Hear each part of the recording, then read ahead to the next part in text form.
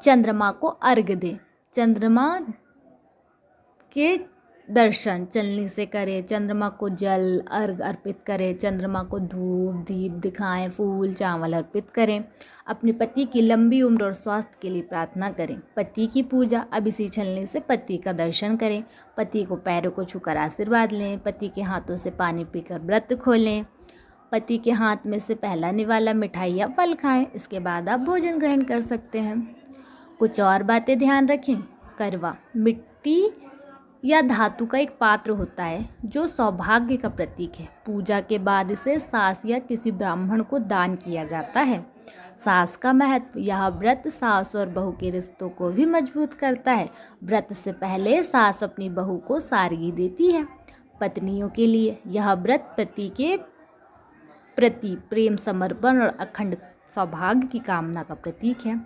क्या आप करवा चौथ का पूजा शुभ मुहूर्त या शुभ सामग्री, पूजा सामग्री, तो आपका करवा चौथ शुभ हो। चलिए अब करवा चौथ की मैं आपको एक छोटी सी कहानी भी बता देती हूँ।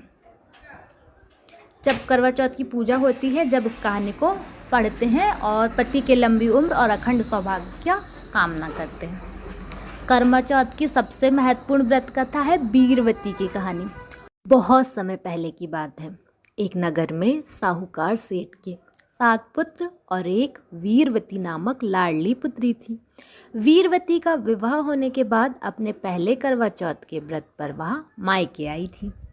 व्रत का संकल्प वीरवती ने अपने 7 भाइयों के साथ मिलकर कार्तिक मास के कृष्ण पक्ष की चतुर्थी तिथि पर अपने पति की दीर्घायु के लिए निर्जला बिना अन्न जल का व्रत रखा।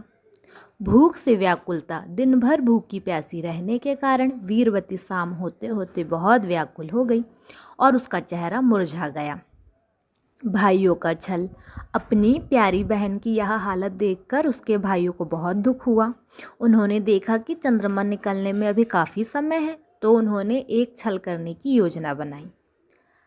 नकली चांद, सबसे छोटे भाई ने नगर से बाहर जाकर पीपल के पेड़ पर आग लगा दी और उसे छन्नी से ओंठ में रखकर ऐसा दृश्य बनाया जैसे चांद निकल आया हो। व्रत तोड़ना, भाइयों ने आकर वीरवती से कहा, देखो बहन, चांद निकल आया है, तुम अर्घ देकर भोजन कर लो। वीरवती ने खुशी से उन्हें अर्घ दे दिया और व्रत तोड़कर भोजन कर लिया।